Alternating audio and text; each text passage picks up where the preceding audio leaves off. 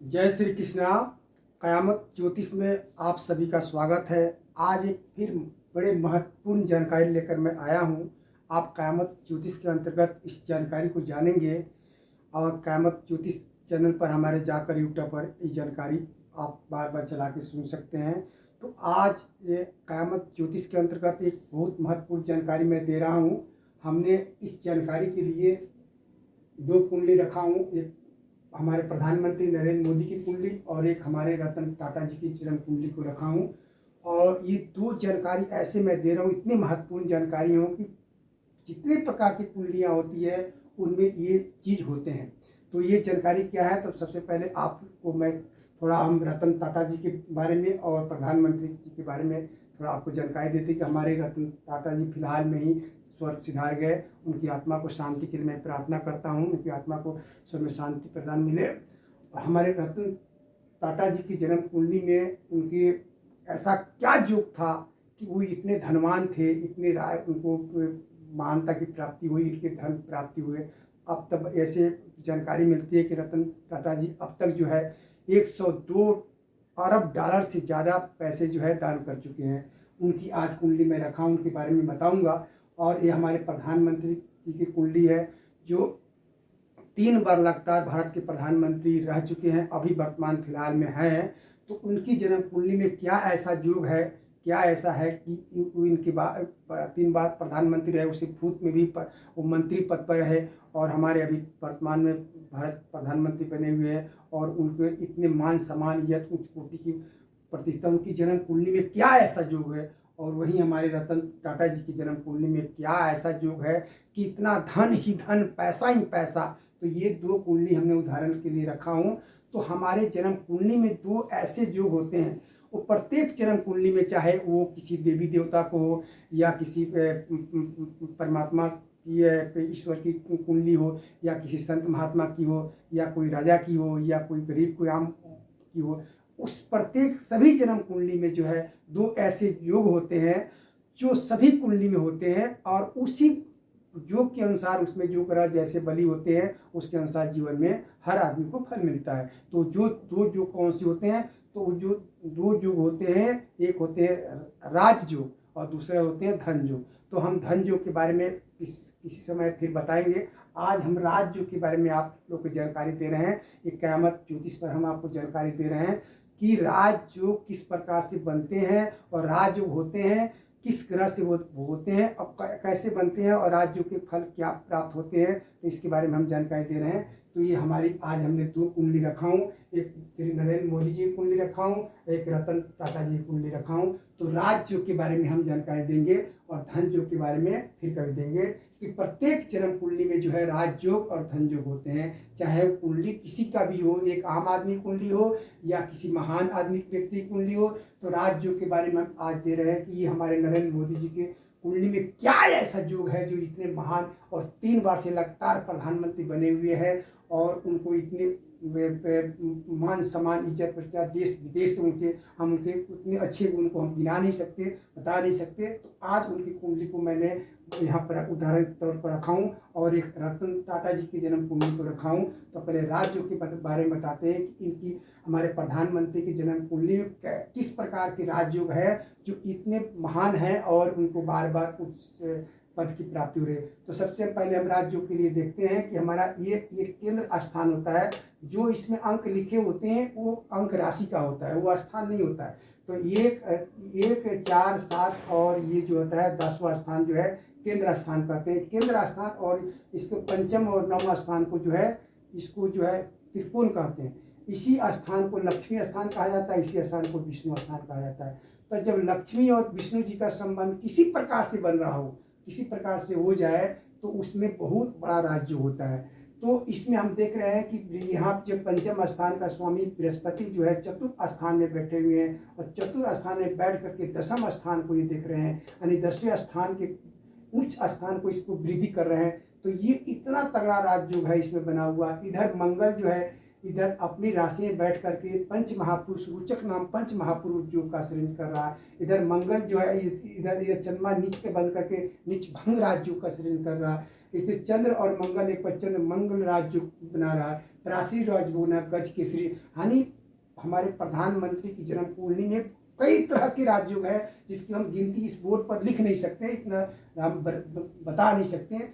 इस योग से ये बृहस्पति की दृष्टि से यानी हमारे जो ये 4 घर होते हैं, लगन से, चतुर्थ से, सप्तम से और जो है ये दशम स्थान से, जिस क्षेत्र से आपका राजयोग बनते हैं उस क्षेत्र में आपकी तरक्की होती है, वृद्धि होती है।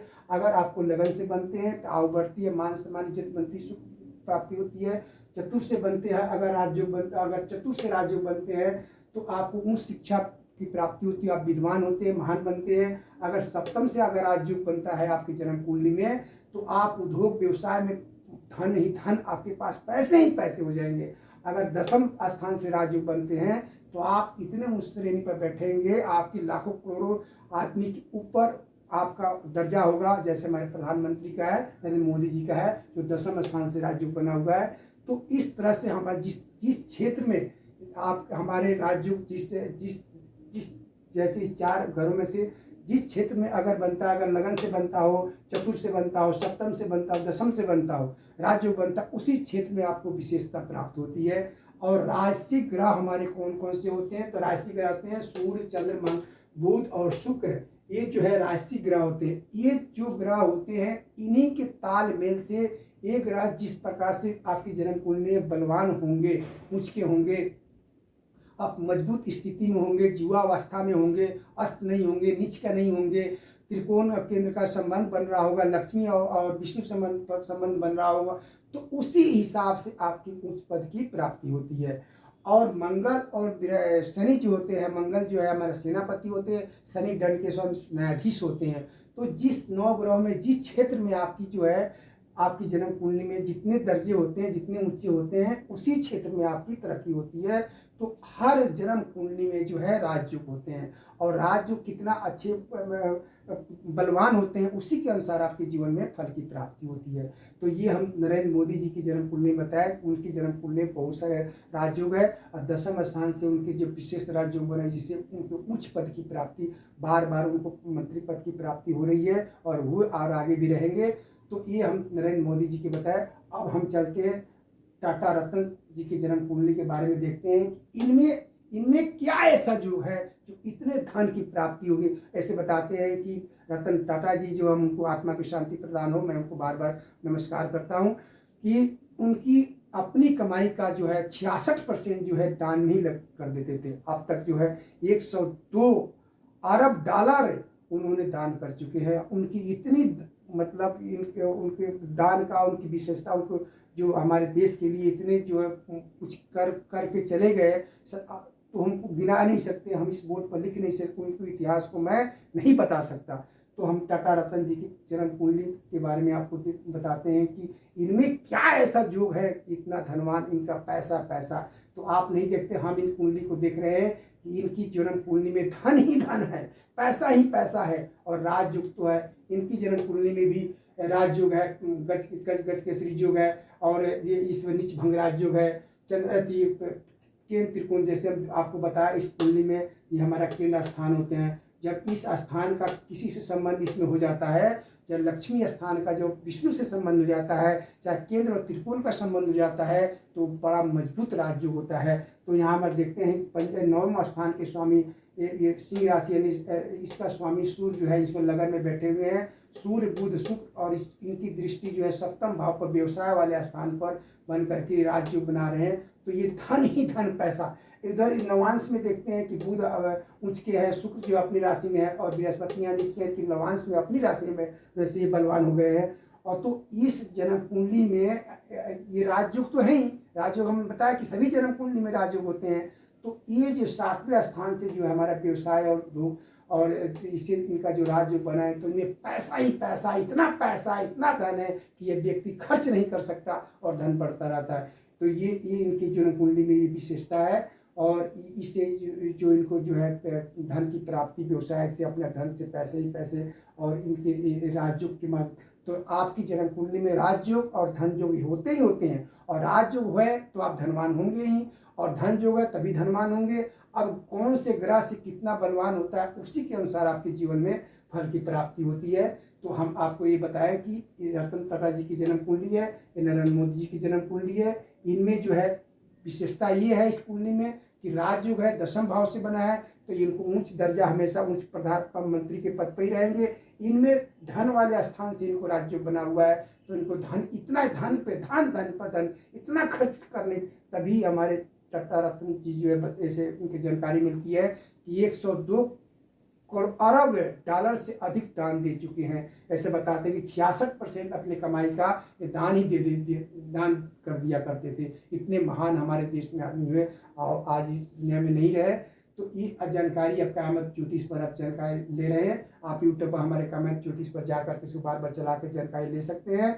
तो आज हम आपको बताया कि हमारे जितने जन्म कुंडली होती है, कोई किसी की भी जन्म कुंडली हो, वो जिस अवस्था में हो, चाहे साधु संत महात्मा हो, आपकी राजयोग है उसी के अनुसार जो है, जिस प्रकार से जो ग्रह जो हमारे राजयोग बनाते हैं, हमारे राशि करते हैं, सूर्य चंद्र बुध शुक्र, ये राशि करते, इन्हीं के ताल में से राजा, आप राजा बनते हैं, आप उसमें महंत बनते हैं, महामंडल बनते हैं, श्री महंत बनते हैं। जिस आप बिजनेस में महान बनते हैं, नौकरी के पद पर उच्च पद पर प्रधान बनते हैं, आप कोई व्यवसाय करते हैं उसमें आपकी प्रधानता होती है, आप कोई विद्या के क्षेत्र में विद्वान है तो विद्वान के क्षेत्र, आप विद्या से अगर चतुर से बनना है तो आप विद्वान बनते हैं, महान बनते हैं।